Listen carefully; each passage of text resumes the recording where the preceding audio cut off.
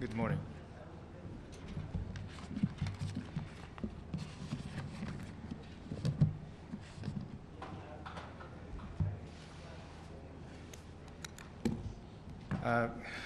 Good morning. Well, we have just had the consultations on ANDOF in the Security Council. The brief outcome of the consultations, which we had today, is as follows. The Security Council heard a briefing by ASG Keita on the situation of operation by ANDOF. Council members exchanged their views on the assessment of the implementation of the ANDOF mandate, including its plans to return to the area of separation as well as technological requirements. Council members agreed to continue their discussion on the renewal of the mandate of ANDOF, which will come to due at the end of this month. So that's about today's consultation on the ANDOF. Shall I invite your questions? Sure. If not. Many people were saying that it may not still be feasible to, that it may still not be feasible to redeploy to the Syrian side of the line of separation. Was this, was there some sort of a presentation by DPKO on when they think that that could be possible, or if it's more possible now than it was, during your last consultation on the matter? Well, I have refrained from answering to those each individual particular questions about the ANDOF mandate. But today's discussion is about the current conditions of the ANDOF mandate and what they're required of the technological elements and so forth. So today will be today's discussion was on those elements which I've just briefed about. Secretary General announced recently that Iran still develop its ballistic missiles. Is there any plan for decision? What's that? I'm sorry. Today's mandate for me does not include those other issues. So we may come back to this, but today I have no comment on this. Thank you. Thank you.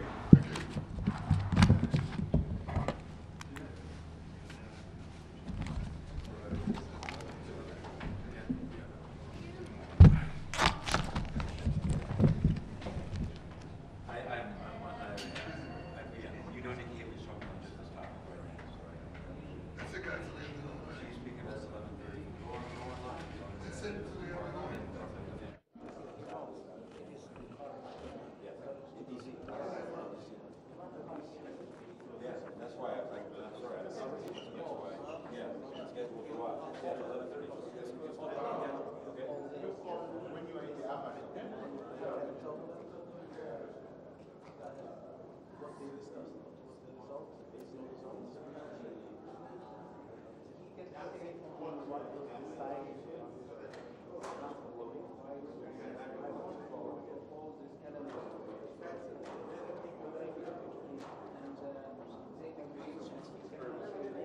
Okay, yeah, I know there was some. Yeah, no, you know, Eric is really on top of it. So, they ask quite different questions.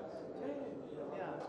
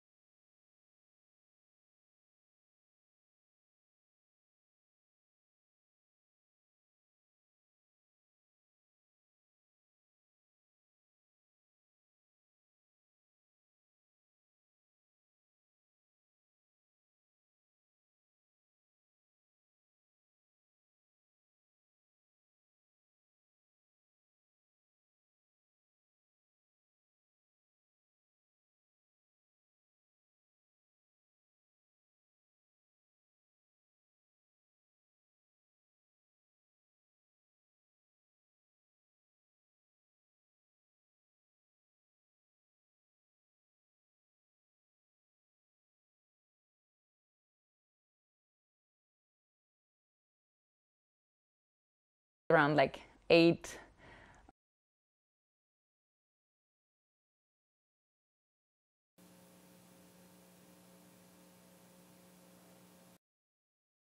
Okay, she didn't forget us, and she want to help. Okay, then it's like just okay, we're coming. We didn't talk a lot about this, and we didn't think about a lot of this. We say yes, with a minute. Then I call Ingbert and say, "Now tomorrow we have a new son."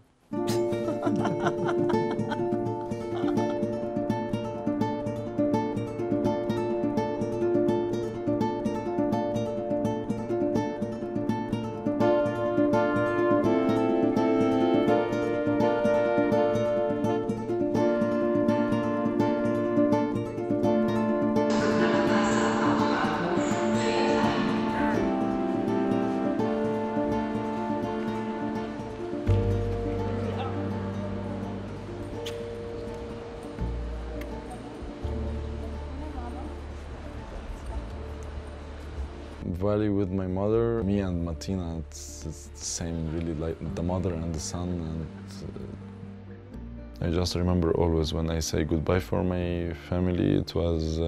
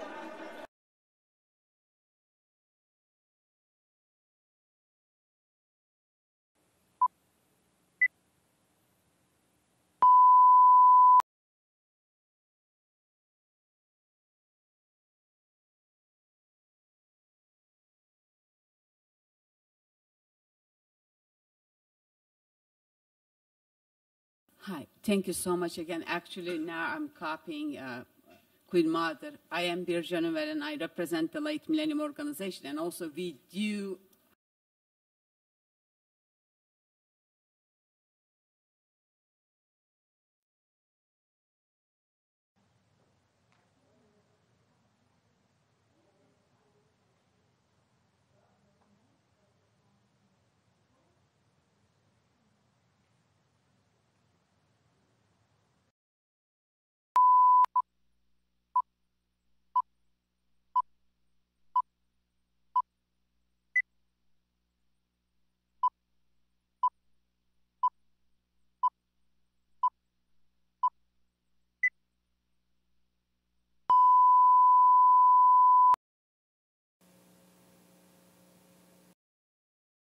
Rainwater is causing this cholera outbreak.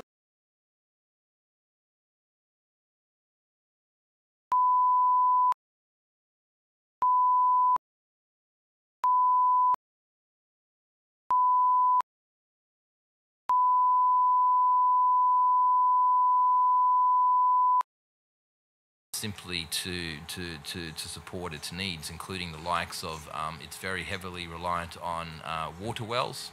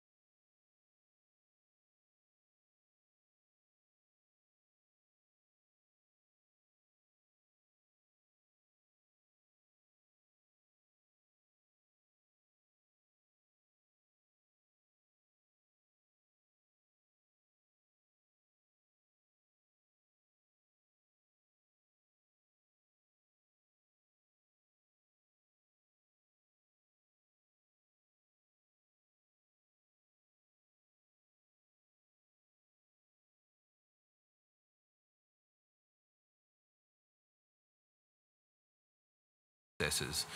I will let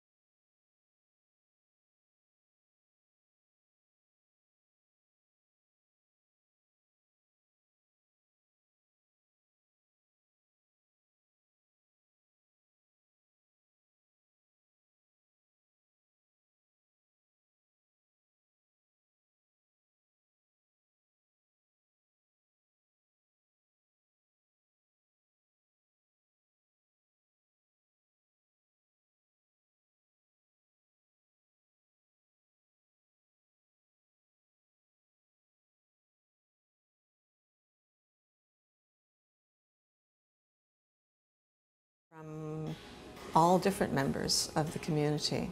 The word is getting out, and she's filling this niche in our community that there are very few others. In fact, for upholstery, I would say there's really no other person that's doing that work.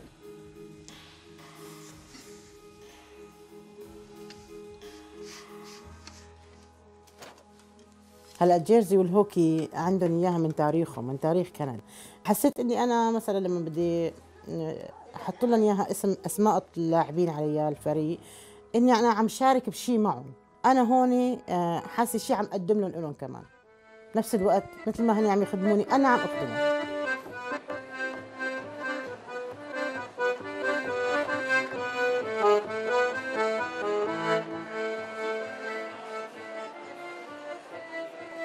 It's given me a warmth, an incredible sense of purpose, knowing that not just myself, but the community around can bring in a family and help them settle to our life. And there's a great desire by them to be a part of this community, which I find lovely, just lovely.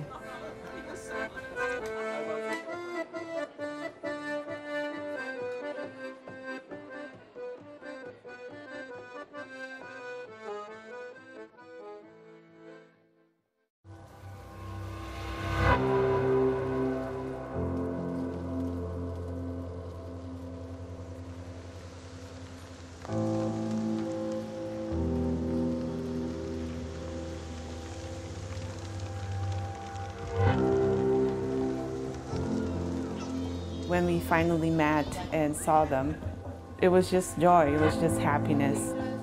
It was one of those things that you know you've changed somebody's life.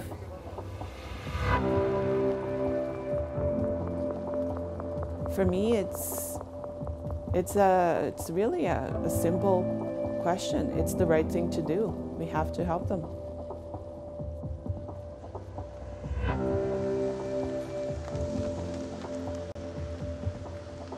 We came to Canada, it was night, and then we was really tired.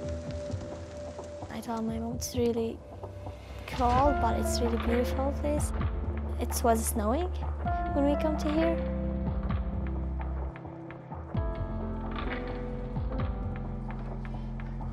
RJ Arnavary. Talia Arnavary.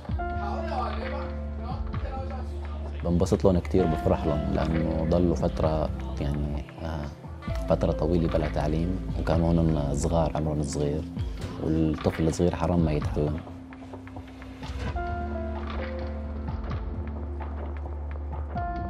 مبسوط كتير أنا لأنه بدي أكمل دراستي وكمل العلمي. إنه لما كنت صغير كان عندي يعني مثل دريم، حلم إنه أجي أكمل دراستي وصير صيدلي. After everything that his family has been through, it would be very easy for him to say, I can't keep having dreams and having them crushed. So I think that it's very inspiring to watch him pursue these goals.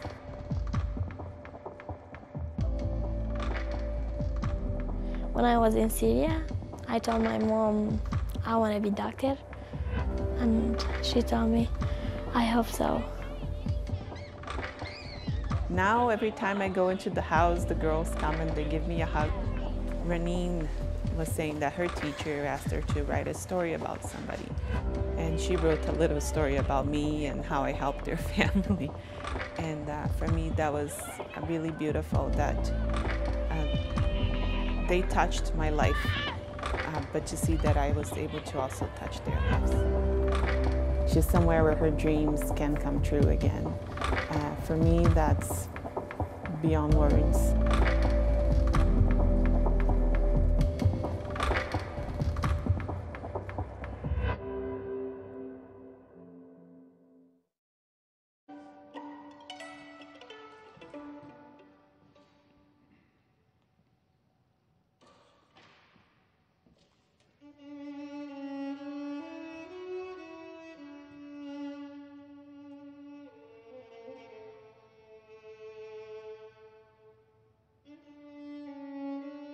I follow my heart.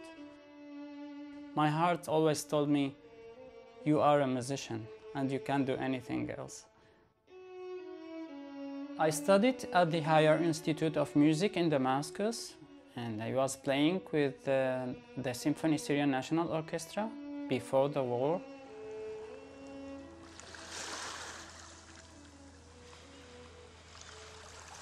From the moment somebody gave me a hand, I understood that this is the right way of being in the world.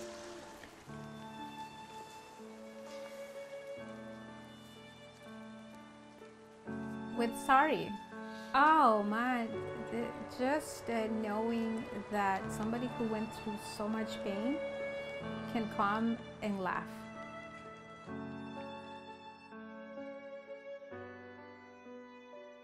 When they first were playing together, within 5 minutes, he knew how to talk to her. It was a chemistry, it was just great. And then I felt like, you know, I have nothing to worry and it's perfect. I don't have to explain this person.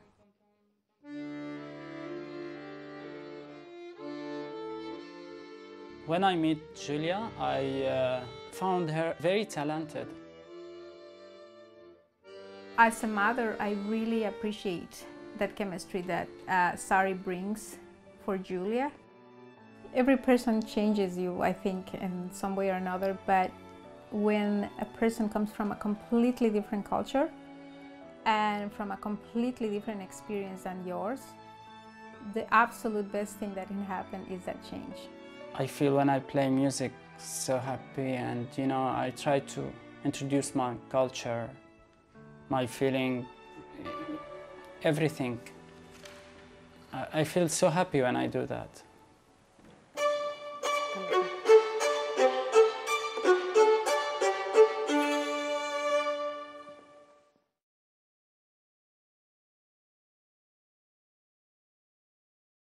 Lelaki pertama yang saya jumpa, saya kenal dia time saya form 1. Dia minta jumpa. Lepas tu, jumpalah dia.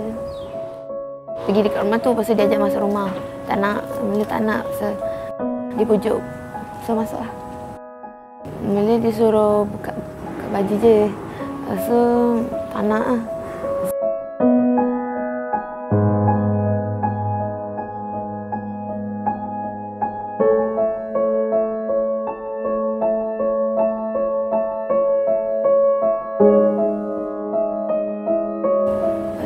Buka je macam tu kan.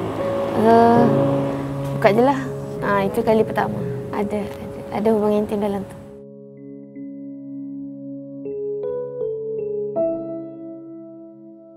Tegur-tegur je mula-mula. Lepas tu ada yang minta couple.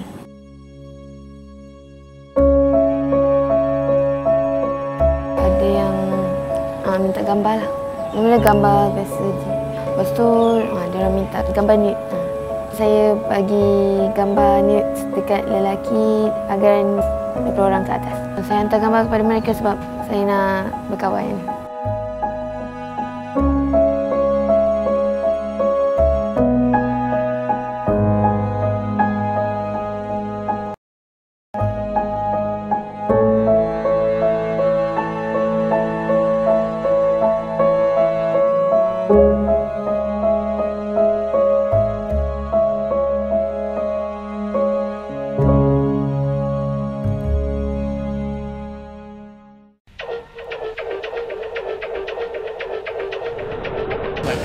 Go to the room, I guess, just watch the picture. Not necessarily have to do it. Wait for the time or not.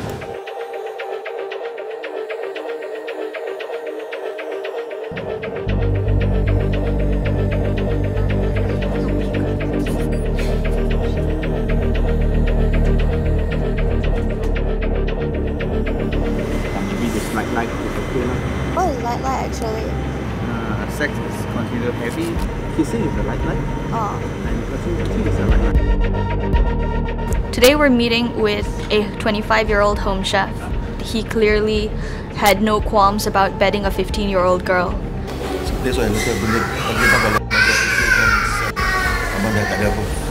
Tapi kalau abang jumpa umur macam Yaya? Ada buat? Kepala otak.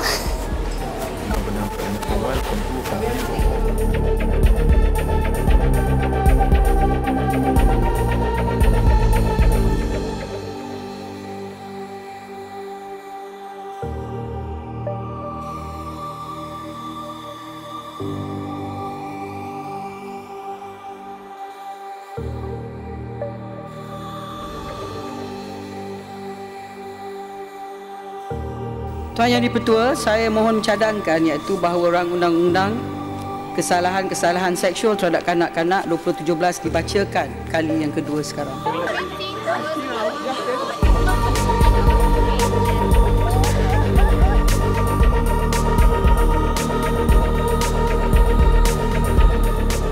It's a done deal. Okay, right. Can we high five now? Yes, we can.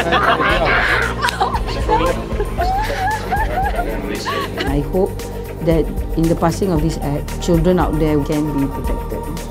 There's a lot of perpetrators out there. You can run, but you can't hide.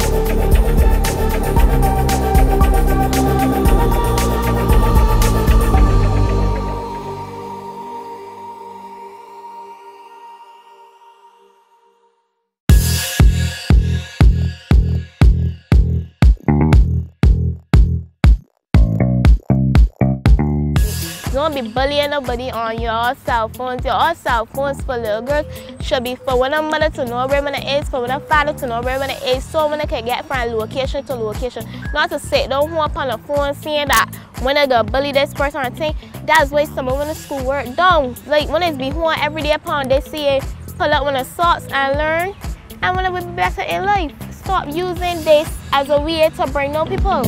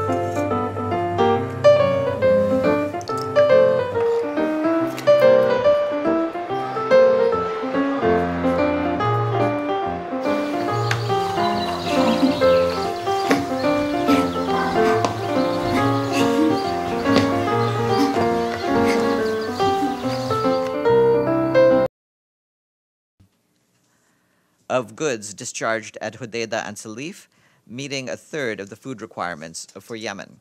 6 commercial vessels have canceled their requests to enter Hodeidah or Salif due to the long wait times. The UN mission in Iraq, UNAMI, said that Iraq's victory over the Daesh terrorists provides an opportunity for the country to shed its painful past and confidently embark on the road to peace and development, and it urged Iraqis of all affiliations to seize the momentum and build on it to ensure a prosperous future for the younger generation. The call came at a roundtable discussion in Najaf yesterday that brought together tribal, religious, academic, political party, and civil society groups from the Najaf and Diwania governorates to gauge the opinions of Iraqis from all corners of the country. There are more details in a UNAMI press release. Our colleagues at the UN Development Program tell us that over 800 Dominicans, nearly half of them women, have received training and are being temporarily employed as part of the National Employment Program following Hurricane Maria. This program is a UNDP-backed strategy to place affected people at the center of the recovery process. National authorities, civil society organization Engineers Without Borders, and UNDP have also developed new, more earthquake and hurricane-resilient housing standards. In Antigua and Barbuda, a building damage assessment indicated that all structures were damaged to some extent in Barbuda, especially roofs. 23% were completely destroyed. The initiative was also supported by Microsoft, which has been providing apps and tablets to assess damages in the 2 Caribbean countries. You can find more details on UNDP's website. Our colleagues at the World Health Organization published new estimates on seasonal influenza today, along with the United States Centers for Disease Control and Prevention and global health partners. They say that up to 650,000 people die of respiratory diseases linked to seasonal flu each year, which marks an increase on the previous global estimate dating from over 10 years ago. The new figures are based on more recent data from a larger, more diverse group of countries, including lower middle income countries, and excludes deaths from non-respiratory diseases. Most deaths occur among people aged over 75 years and in the world's poorest regions. Sub-Saharan Africa accounts for the world's greatest flu mortality risk, followed closely by the Eastern Mediterranean and Southeast Asia. Among children under 5, nearly all deaths occur in developing countries. And for the honor roll, I'm delighted to announce that Seychelles has paid its regular budget dues in full, making it the 144th member state to join the honor roll. And for press conferences, right after I'm done, you'll hear from Brendan Varma, the spokesperson for the President of the General Assembly. Then today at 12:30, Ambassador Olaf Skog, permanent representative of Sweden to the United Nations and chair of the UN Security Council Children and Armed Conflict Working Group, will brief reporters on his recent trip to Sudan, as well as on the achievements made this year. And then tomorrow at 3 p.m., there will be a press conference by the Minister for Foreign Affairs of Japan, Taro Kono. That's it for me. Yes?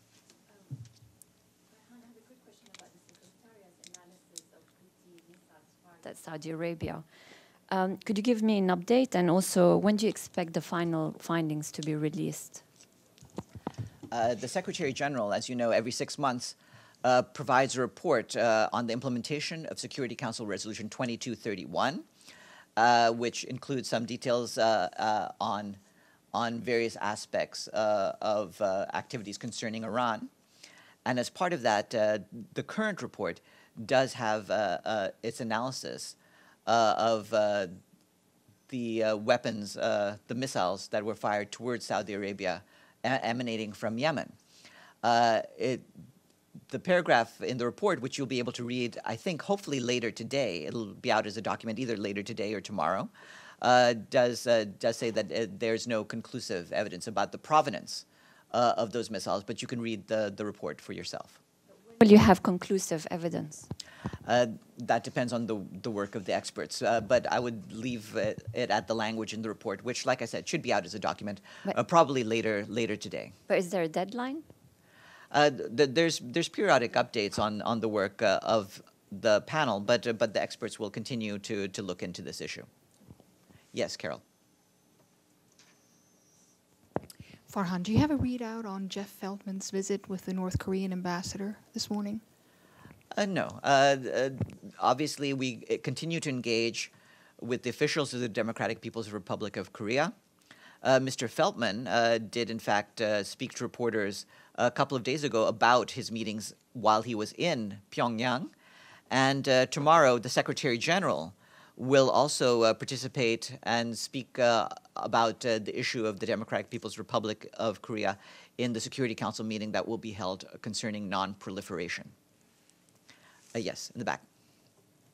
Yes, sir. You spoke about the Secretary General talking about implementation while he was in Japan, and I'm wondering what his or Under Secretary Feldman's opinion is about doing an assessment, like the Special Rapporteur a recommendation for an assessment on the impact of the human rights situation seemed to fall on deaf ears. But whenever they reauthorize the panel of experts, they cite a report in 2006 for sanctions recommendations. And in that report, it says that there should be a periodic review to evaluate both the political impact and the humanitarian impact of the sanctions regime. The Security Council resolutions are either improving implementation or expanding the sanctions. Does the Secretary General think that it might be time to evaluate the effectiveness of the sanctions and the impact? Well, regarding the question of sanctions and their humanitarian impact, there was some discussion of that earlier this week when you had the Assistant Secretary General for Political Affairs, Miroslav Yencha, and the High Commissioner for Human Rights, Zeid Rad Al Hussein, brief the Security Council on human rights and humanitarian and other issues. So I'll just leave it at what they said in that Security Council open meeting. Sure. A contrast in the Security Council resolutions with regard to peacekeeping missions over the past year, they include one item that says that the Secretary General should be conducting a rigorous evidence-based assessment to develop recommendations on how to optimally configure I'm paraphrasing, how to optimally configure the mechanism's activities. Does the Secretary General or the Secretary not feel that it might be perhaps prudent to include something like that with regard to sanctions? Well, we've been analyzing the situation with regard to sanctions, and like I said, I would just refer you to the briefings that went to the Security Council earlier this week on that same topic. Yes. Sure. Thanks a lot. Some other things, but I wanted to ask you about Burundi. I tried yesterday, and it has to do with the now Mr. Mkapa, after the end of the most recent round in Arusha, has been quoted that the EAC process has failed, and in Burundi itself, Pierre Nkurunziza has launched a process to basically campaigning for these constitutional changes that would allow him to stay in power up till 2034. So I don't know if Mr. Kafando, I've been looking around to see if he said anything. Does the UN have any response to the mediator saying that the process has failed and the president basically seeking to further extend his term in office? Well, regarding that, what I can say is that the East African community convened a session of the Inter-Burundian Dialogue in Arusha from the 28th of November to the 8th of December. The facilitator, former President Mkapa, was supported by the Joint Technical Working Group, comprising the East African Community, the African Union, and the UN. At the end of the session, the parties submitted reports to the facilitator, Mr. Mkapa, who will present them to the mediator in the coming days. The facilitator plans to hold another session in January. We reiterate that genuine, inclusive dialogue is the only sustainable solution to the political crisis and call on all parties to commit without preconditions. Special Envoy Michel Kafando is currently in Bujumbura, meeting with stakeholders, and he will travel to Tanzania in the coming days to discuss the situation with the facilitator. And could I wanted to ask, I know that President Museveni has some role in that process, so I just wanted to take this opportunity to ask you. There's a report in Uganda that the President Museveni has asked, he's calling for an investigation of the material in the indictment of Patrick Ho and Sheikh Gadio regarding Mr. Kutesa. It's $500,000 bribe paid in connection with him being PGA. So I just wanted to know, maybe you won't comment on that, but is there any update on the UN itself doing, at a minimum, an audit, if less than an investigation, of the way in which the material in there, which is the UN is throughout it, and you know, you'd said that DESA, just based on, I guess, reading the indictment, suspended. Is there any move toward having an audit, or is the Global Compact, for example, conducting any inquiry into the source of the funds to the NGO from its member, China Energy Fund Committee? Well, as Stefan, I believe, mentioned some days ago, the UN is continuing to look into the matter. If there is anything further to say about an audit, we'll mention it at that point. But we do continue to review what further action is needed from our side. Is it OIOS looking at it, or OLA? When you say the UN, who's looking at it? Like I said, once we have something further to announce on that, I will. But we are continuing to explore the matter. Yes. Farhan, I had a question about Central African Republic. The Security Council is in the process of approving a Russian donation of weapons to the FACA, the National Army. And I'm wondering if the Secretariat has a view on this supply of weapons. And also I understand that MINUSCA will play a role in ensuring the safe storage of these weapons that are supposed to begin arriving on Monday. Do you have anything on that? Well, first, we're awaiting any action by the Security Council on this matter, so we'll remain seized of the matter and continue to follow up depending upon what the council members decide. Yes. Sure. I'd asked you yesterday about whether Mr. Fall would answer questions, and after his briefing yesterday, many people, in looking at the paragraph on Cameroon in particular, have many questions about it. He referred to clashes between radicals, and so people want to know, in the same way that he called secessionist extremists, what he meant by radicals. I guess I'm just wondering, is he still in New York? I know he was here Monday through Wednesday, and is there some way to get him to clarify why, for example, the refugee flows into Nigeria are not mentioned in his report, and sort of what he's actually doing on this issue? Well, it's certainly his call whether he wants to come to the press. He chose not to do that yesterday, but he did have an open briefing, and we provided the contents of what he said. And after his briefing, hold on. Yeah. Farhan, given the Secretary General's recent report about Iran, has the Secretary General's view about the nuclear deal changed? No, not none the least. As his reports make clear, and as the Secretary General has made clear in his other comments, The Joint Comprehensive Plan of Action is a diplomatic achievement whose accomplishments need to be preserved. But the ballistic violation of transfer of weapon, especially the ballistic program, that's a concern for him. In terms of the concerns we have, we want to make sure that all parties, Iran and the other parties, all abide by their commitments under the Joint Comprehensive Plan of Action. Yes. So I wanted to also, one of the sections of Mr. Fall's briefing was about the Lord's Resistance Army, and after his briefing, so it's not addressed in it, the U.S. has announced new sanctions against 2 members of the LRA, particularly in connection with the Central African Republic. So this seemed to make it seem that it's not mentioned, and he basically, it seems, this is a major part of his mandate, but it's confined to one paragraph of his briefing. That's, I guess, why I'm, again, asking you, is there some way for him to respond to the issues unaddressed, or that arose after yesterday's presentation? Well, like I said, we'll reach out and see whether he wants to or intends to speak to the press. Ultimately, that's his decision. Yeah, one more. There's been, obviously, with Mr. Lacroix in Tanzania, there's been a request by the government there for an investigation of the death of their 15 peacekeepers. And I wanted to know, there's been some reporting by people that, as in looking at it in terms of the slowness of the response from Beni and elsewhere, and the communications breakdown. I guess I'm wondering is, beyond just investigating, are you closer to saying it definitely was the ADF, and has there been anything found out why it took as long as it did for the reinforcements to arrive? Well, this is a matter that we're looking into regarding the question of the Allied Democratic Forces. You heard what Mr. Lacroix had to say about that, but we'll continue to look into the matter, and if we have anything further to announce, we'll make that at that point. Come on up, Brendan.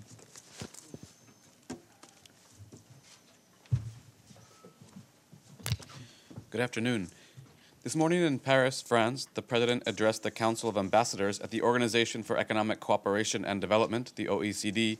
He stressed the universal nature of the Sustainable Development Goals and the need for a continued focus on the goals from all sides. He said, if we fail to ramp up implementation and the financing behind it, we will fail to achieve our goals, and we will all be to blame. On this, he emphasized the crucial role of the OECD. He said, your participation will be critical, not just as donors, but also as committed champions of sustainable development and leaders in the fight against climate change. His full remarks are online. The President will return to New York tonight and be back in the office tomorrow morning. On Security Council reform, the President wrote to member states yesterday to inform them that the 72nd session's first meeting of the Intergovernmental Negotiations on Security Council reform will be held on 29 and 30 January. According to the co-chairs for this process, the permanent representatives of Georgia and the United Arab Emirates, they said, quote, member states are approaching the process constructively, not only making compelling cases for their positions, but also expressing openness to dialogue and exchange of creative ideas. The exact topics for discussion will be circulated in mid-January. And finally, regarding the Secretary General's reform proposal entitled Restructuring of the United Nations Peace and Security Pillar, member states are currently considering a draft resolution. That draft is now under silence procedure until 6 p.m. today. If there are no objections from member states by that time, the draft will go to the General Assembly plenary for eventual action. If that draft is adopted, the Assembly would request the Secretary General to submit to the General Assembly, as soon as possible, a comprehensive report on his peace and security pillar reform proposal, elaborating on the establishment of the Department of Political and Peacebuilding Affairs and the Department of Peace Operations, including detailed information on the proposed functions, structure, and staffing requirements for the consideration of and decision by the General Assembly. And that's it for me. Any questions? Yes, Matthew. Sure. I wanted to ask you about the budget process. I'm sure you've seen, and people in the Budget Committee have been saying openly now that there's a proposal, of kind of a late arriving proposal for a $250 million budget cut beyond the $200 million proposed by the Secretary General. So I'd heard from them that there's a problem with the ACAPQ documents, that if they're not completed by the end of this week, it's unlikely that the process will conclude by December 22nd. And I wanted to know whether you can just give us, either today or prior to the 22nd, some kind of read from the committee on how the process is coming, and also is who speaks for ACABQ? Is it Farhan or Stefan or you? I know it's kind of a hybrid body, but who would be able to say from them where they stand with even just the timeliness of documents coming out? Sure. On the first question that you were asking about these budget cut proposals, I don't have the information. Let me find out and get back to you. About speaking for ACABQ, I believe that I'd have to check again to make sure, but I believe that they are a subsidiary body that's associated with the General Assembly, but let me check on the exact terminology. And I generally don't speak for ACABQ, and I don't know if they have their own spokesperson, but I can try to find out.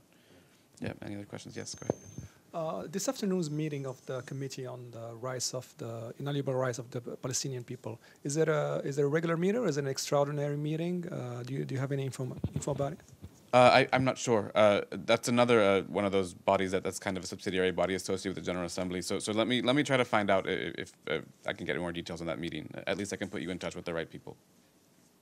Any other questions? Great. Thank you very much.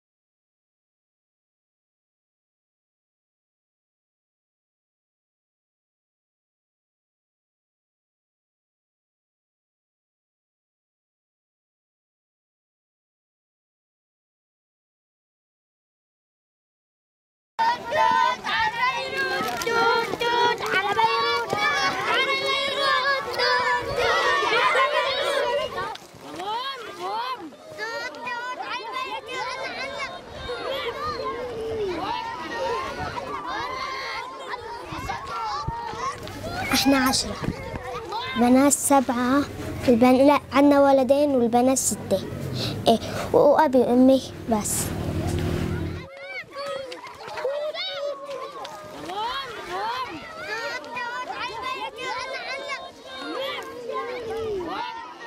بس المدرسة بيجيبنا وياخذنا ما بيسوي شي بس لأنه احنا بندرس وهم ما بيدرسوا. يعني بنقول روحوا ادرسوا بس تكبروا تصيروا يا معلمات يا بصيروا دكتورات.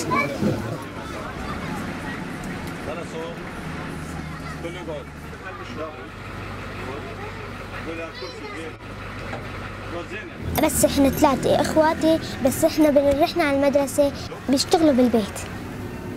بيشتغلوا بيجلوا بيشطوا في البيت هيك. قبل الظهر في المدرسة نروح عليها قبل الظهر فيها بلانية. بعد الظهر تكون سورية. هم بلانية واحنا سورية بنحكي هم يحكوا غير واحنا بنحكي غير.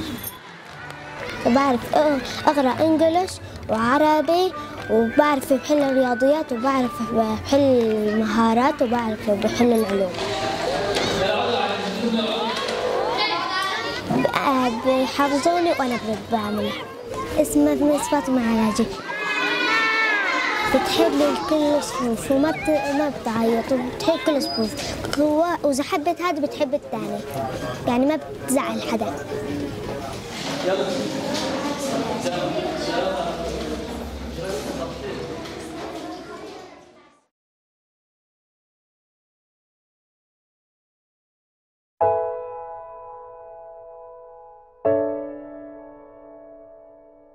أتزوج بسن مبكر من بنت 13 سنة. فجأة بتجاهل عدني الدرس يعني الصف السادس يعني حلم بنت جاهلة كل حاجة اشتيت جاي حلوة.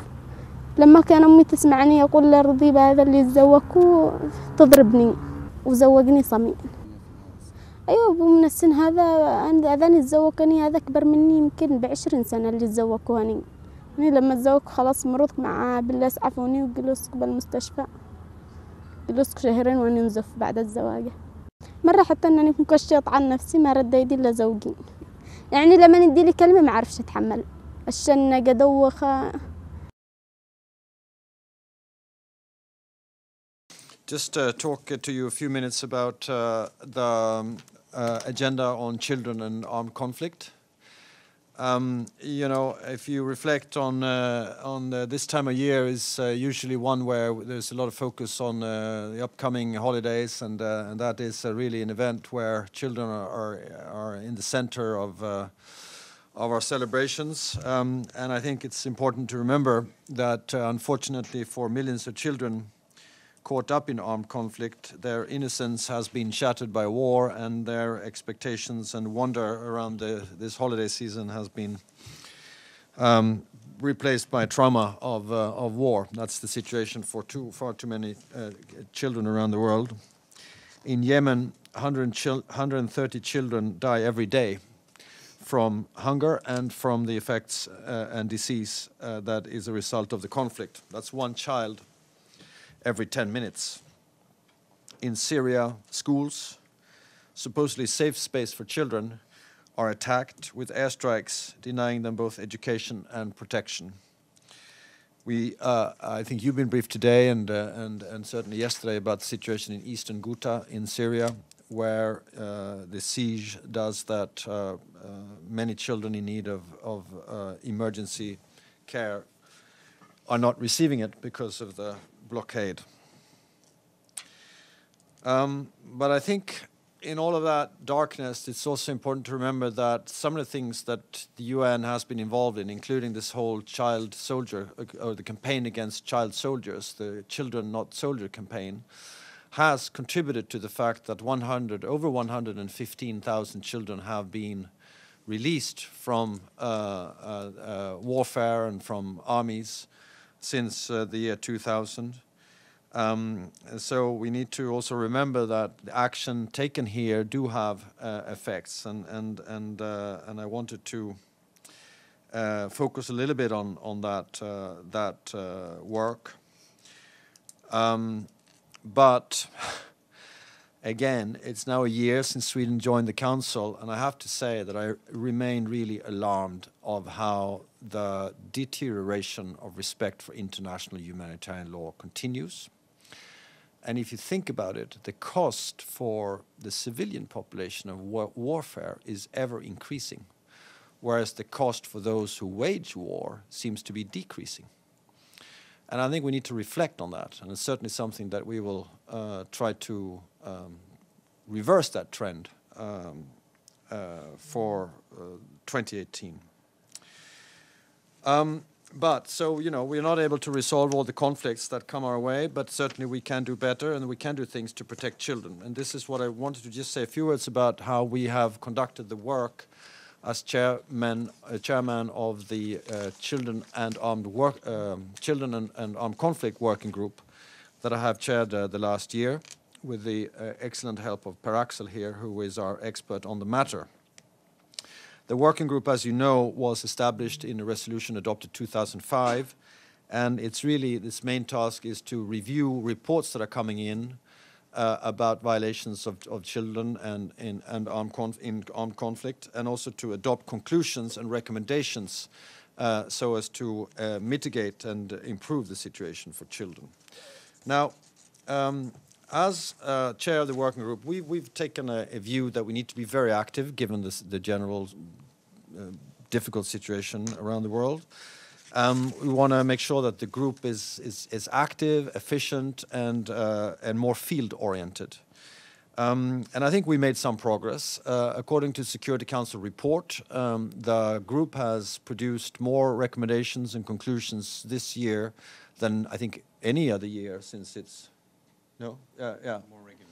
more regularly than in the past. I am not one that would count texts as a measurement of efficiency, because I think we have to measure results and what actually happens on the ground. But I do think it's important that we are active also in the working groups here. We've adopted 5 conclusions: Colombia, Somalia, Sudan, Philippines, and Nigeria. And I wanted to say just one sentence about each one of those countries, and then say a bit more about Sudan, because we've recently come back from a trip there. As you know, the recommendations that we adopt in this working group really do have the effect of shall we say, pushing actors on the ground to implement the recommendations that are coming out of this group. And we can do more, I think, in following it up, you know, holding accountable the parties that have signed action plans with us. We work through the SRSG, Ms. Gamba and her office, etc. And UNICEF, of course, have a very central role, not least in the field, in terms of follow-up and accountability on the ground.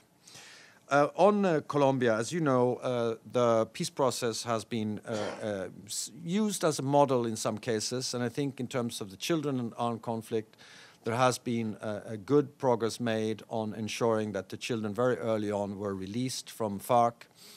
But of course, there's still, we need to continue following to ensure that they are reintegrated in society in a good way. But if things continue in a positive manner, I think we could make out of Colombia a little bit of a model in terms of how peace processes should be working on this particular issue. As you know, the mantra here, when you encounter child soldiers, is that they should be treated as children, as victims, and not as soldiers, meaning that you can't just do with them as you do with the ones that are over 18. They're not soldiers. They have been forcefully recruited in most cases, and if they're not forcefully recruited, they cannot be sort of held to account for what they've done if they're under 18. That's the general rule. So that's on Colombia, and I want to say that the Security Council visited Colombia, and I made a big point about really raising these issues with the Colombian parties to the conflict, not least the government, but also to the FARC. Of course, now ELN it needs to, we need to be monitoring the ELN talks and ensure that there is a similar kind of attention paid to the children in that particular area. On Somalia, as you know, here too we've taken recommendations. They are directed towards the government. Of course, you know that the main culprit here is really Al-Shabaab. They have a large portion of their soldiers being under 18. Of course, our interaction with the government is obviously much more active than the one with Al-Shabaab. So for the government, we've insisted to ensure that they, again, treat Al-Shabaab soldiers, if they're children, they are children. And when you are in an armed conflict like that, you also need to ensure that the way you carry out your warfare does, to every extent possible, protect the children on the other side. So the killing and maiming part of our mandate is very sort of relevant in the Somalia context. But it's also, the recommendations we take are also about donors. How do donors ensure that these issues are well covered in the way they cooperate with, in this case, the Somalian government. Philippines, there are challenges in the Philippines. Obviously, the one we focused on has really been about the Moro Islamic Liberation Front. They had an action plan with the UN to end and prevent the recruitment and use of children. It has been signed with the UN, and later on in October, the front was delisted from the annex of the annual report by the Secretary General. So there has been an effective engagement with the Philippines on that issue. Nigeria, well, I mean, many of you covered the horrendous practices of Boko Haram and how they use children and commit them to suicide bombers, etc. It's the most horrific, I think, stories I've read. And I appreciate, by the way, how you cover all these issues, because that helps us in getting our message across. But an interesting example of Nigeria is that when we were in the process of negotiating the conclusions coming out of the working group, there was actually a positive movement on the ground in terms of the civilian joint task force in Nigeria signing action plans with the UN to end and prevent the recruitment and use of children. So they were obviously keen that those things would happen before the working group adopted conclusions. So I do think that the fact that we were discussing this had a positive impact on the ground. Sudan, finally, there, in line with that, what I really see a stronger, improved engagement with the Sudanese government generally, in their own region, but also internationally. They've also been very forthcoming when it comes to engaging with us, and we've engaged with them, including with the ambassador here and myself. And we were invited as a group to visit Sudan after we had adopted conclusions. The main issue in Sudan has the focus on the action plan signed with the government is really on child soldier.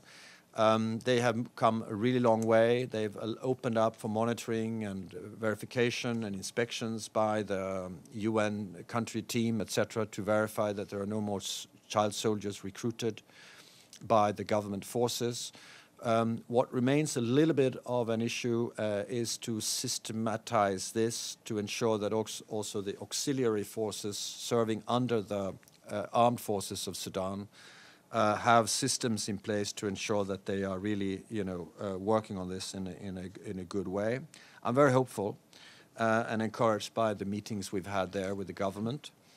There are also action plans signed with the other armed groups in Sudan. Some of them active one of them active, as you know, in the two areas, South Kordofan and the Blue Nile, where there has been very little access in the past, still is a problem. And on the one hand, and then you have the various armed groups operating in Darfur. They have also signed action plans, but the verification of how they implement these non-recruitment of child soldiers is quite difficult, although the UN is active also here. We paid a brief visit to Darfur and visited an IDP camp, and obviously you can see when you are there that the vulnerability general for the civilian population in Darfur is still high. And that UNAMID still has important role to play.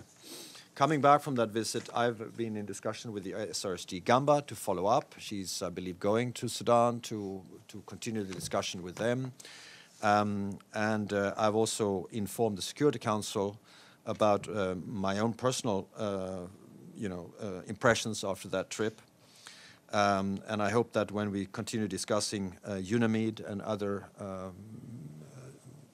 UN operations, that this whole notion of child protection, the civilian parts of these missions, especially in countries where these issues continue to be problematic, that we don't do away with the civilian parts of the missions in a disproportionate way. I mean, as you know, there is a discussion in the Security Council on savings, on drawing down peacekeeping operations.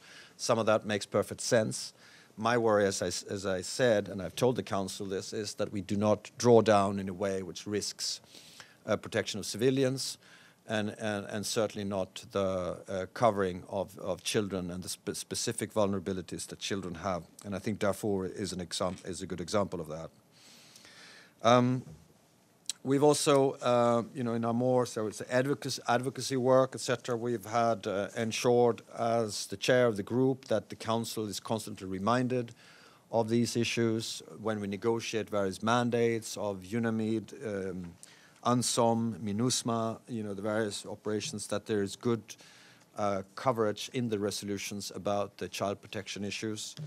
And we've had Gamba invited to the Council. That was on the DRC, where I think, we haven't always had a good understanding of the particular vulnerability of children, and most lately in the Kasai region. Finally, on this, I just want to say that, as you know, in October, the Council adopted a presidential statement on children and armed conflict. I believe that there is a lot of ground to be covered since the last resolution on the topic. That includes this whole notion of the armed groups, non-state actors still being very problematic on this, and safe schools, protecting schools, etc. The general trend of deterioration of humanitarian law, etc. So we need to reverse that trend, and the presidential statement, I think, was a good effort in that direction. We've had discussions separately on the protection of schools in area formula meetings, etc. And I think if you look at that, as you know, there is a Safe Schools Declaration that countries can sign up to or not. The trend is for countries to sign up on it. I'm encouraged that Yemen has signed up, and also some NATO countries that have been quite slow in doing so have also signed up to that declaration as of late. So all in all, on the legislative side, things are moving quite well. We will continue to focus on the issues I mentioned to you over next year. We will also try to make sure that children are heard better when in some of our discussions. As you know, we are the so-called penholder on some humanitarian issues, particularly the Syria cross-border resolution, which is being negotiated as we speak.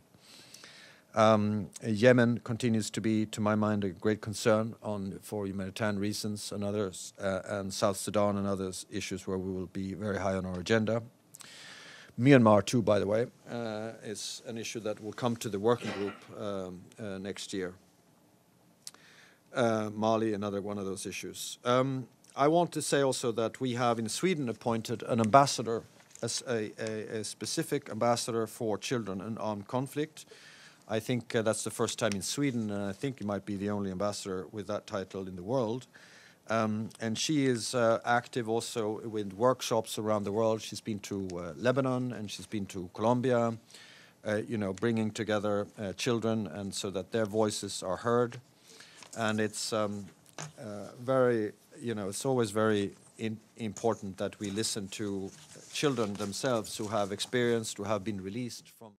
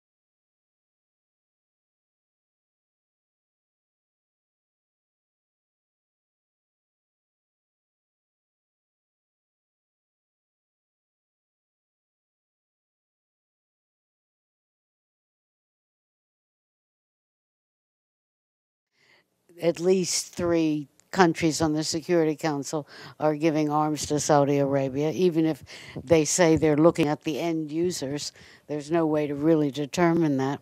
And then on Nigeria, there are reports that the military is raping the freed captives from Boko Haram. Did you run into that at all? Shall we take? Thanks a lot. Matthew Lee, Inner City Press, on behalf of the Free UN Coalition for Access. Thanks for the briefing. I wanted to ask about this policy issue in the most recent Children in Armed Conflict report of distinguishing between listed parties that have put in place measures during the reporting period aimed at improving the protection of children, and those who are not. Some people are saying, I mean, I wonder just what your view is, that it sort of cheapens the list and creates, some have said it, a list of good child killers versus bad child killers. And if, in fact, the Saudi-led coalition has implemented these measures, what explains the rate of killing, even in recent days after the demise of Mr. Saleh? It said that basically I mean, I think Jan Eglin put out a tweet saying that the Saudi-led coalition bombed one of the refugee councils right near one of its offices. And the other question has to do with the UN itself. During this year, there was a report that MINUSCA in the Central African Republic, some soldiers used a school as a base of operations, a Pakistani battalion of MINUSCA. And I just wonder, would that even be in the ambit of the committee to look at I guess, the unintentional but actual use of educational facilities by UN peacekeepers? Thanks a lot. MINUSCA? No, okay.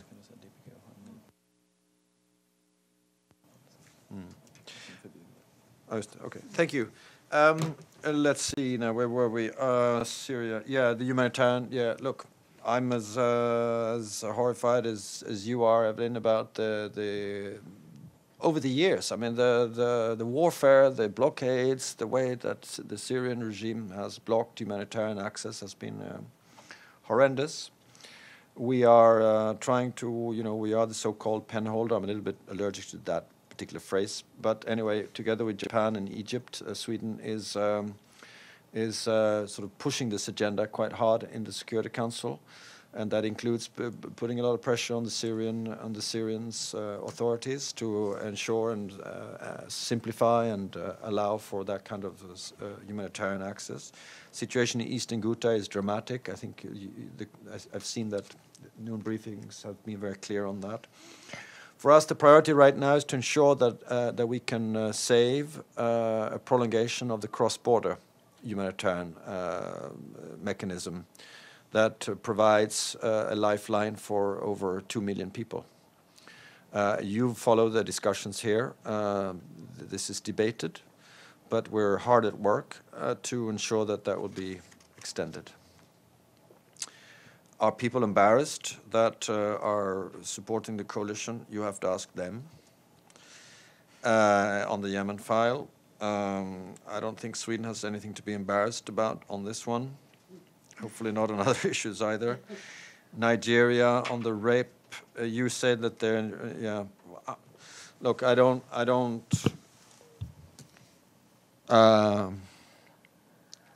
I'm sure that there are a lot of violations going on a daily basis all over the world, Unfortunately, children are not safe anywhere, but there are just some cases that are worse than others. So I just don't know how to react to what you just said. But if we have recommendations with Nigeria and the armed forces there, just because we have once already dealt with it last year, doesn't mean that we cannot come back to it. And this has been my approach all along, that there should be continuous engagement and reach out and conversation going on with countries that may have problems. On the list, Matthew, I feel that there was a debate about this list because there were rumors that there would be change in it or not happen at all. We have all along insisted that that list is important to the integrity of the Secretary General and its mandate. He's asked to produce a list like that every year. I think it's a bit too early to say whether the dividing it into an A and a B list is effective or not, but some preliminary information that I have been given is that actually countries are now doing everything they can to be moved from, if they're on the B list, they want to be off the list next year. If they're on the A list, they want to move to the B list. And if there is an encouragement also in this work, I don't think it's a bad thing. So for now, the jury may still be out. I think it's so far so good, on that. But the working group does not really have anything to do with the list, as you know. This is the integrity and the mandate of the Secretary General. The school you mentioned, I wasn't aware of that particular incident. It seems very serious to me, but I do think that the peacekeeping DPKO has a new policy in place, which very explicitly prohibits any such use of schools also for and that kind of protected civilian areas of peacekeeping operations. I don't have the exact wording in front of me, but I think that this is if this is also an evolution going on, which we will certainly try to push for. Can we take 2 more questions, perhaps, and then here? Yeah. Sorry. Yeah. My name is thank you for the briefing. My name is Ibtisam Azim from Al Arab Al Jadid newspaper, Pan-Arab newspaper. I have 2 questions. The first one regarding the situation of Palestinian children under Israeli occupation, how worried you are, especially given the latest escalations in Jerusalem and other areas. And the other question is a follow-up regarding a mechanism of accountability. I mean, one of the problems is also the countries who are delivering weapons, and because the P5s they can use the veto. So is there any other way you can think through the General Assembly to try to limit this weapon delivery, especially to countries who are, let's say, on the A or B list? Thank you. Thank you. Go ahead. Thanks. Ambassador, at the end of your remarks, you mentioned the shortfall in funding for UNRWA. Can you just give us a detail, sort of give us a little bit more detail on that? And are they going to have to close schools? What are they going to, and what is the financial gap right now? Thanks. With that, or I asked for that coming here because I saw an appeal made by the director of UNRWA again. And it's not a new thing at this time of year. The budget usually ends, and they are in a huge shortfall. And I'm thinking of what we can do about it. And as together with Jordan, we have had various pledging conferences here. And I'm talking to my Jordanian colleague whether we should make another appeal before the end of the year. What I get here is that 5.3 million Palestinian refugees are dependent on UNRWA operations.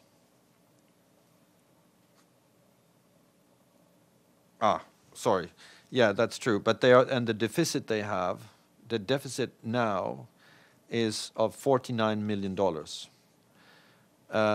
So I can't remember exactly what Mr. Krennebuhl said would have to go, or be shut down, if there's no more money coming in. But I do think there must be public statements made by him that is more precise on his warnings about exactly what it is they will have to go. But we all know that usually the schools for the next generation of Palestinians. So it's this feeds just a cycle of difficulties and hardships for the Palestinians.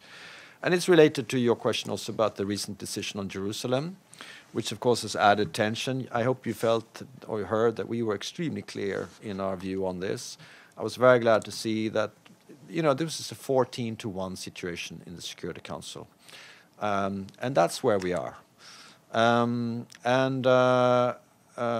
people say, well, actually the tensions on the ground, the violence in the Arab world wasn't as bad as it could have been, etc. Well, I think it's pretty bad. The signal here is very bad.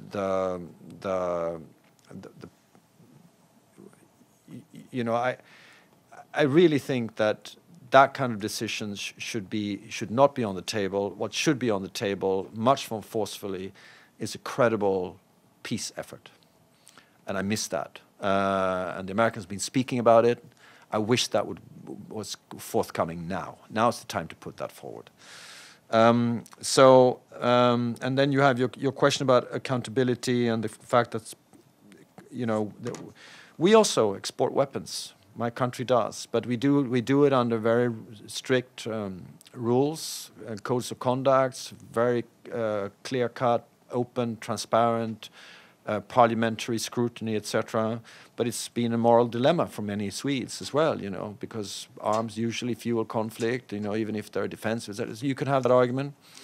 It's a problem that P5 can, I'm not a great fan of the veto. Especially not when it's used in complete isolation when there is a situation of 14 against 1. And I think this affects probably this too, but some countries, and I think maybe the US is a case in point, do have also for their own exports restrictions when it comes to countries that have a policy of recruiting children or have bad policies when it comes to protecting children. And I think they might even, and that's why I think also the list of the Secretary General does have an impact. And I think countries that figure there, at least in many national policies, it would make it even harder to export weapons to countries that figure on those lists. That would certainly be the case for us. I think the General Assembly has stepped in a few cases where there has been problems of accountability, including on Syria. I don't exclude that happening again if some countries continue to protect their clients the way they've done over the years, even in situations where there are clear violations of international regulations and laws. I hope that would be the case. All right, friends, thank you very much for your patience, for your questions.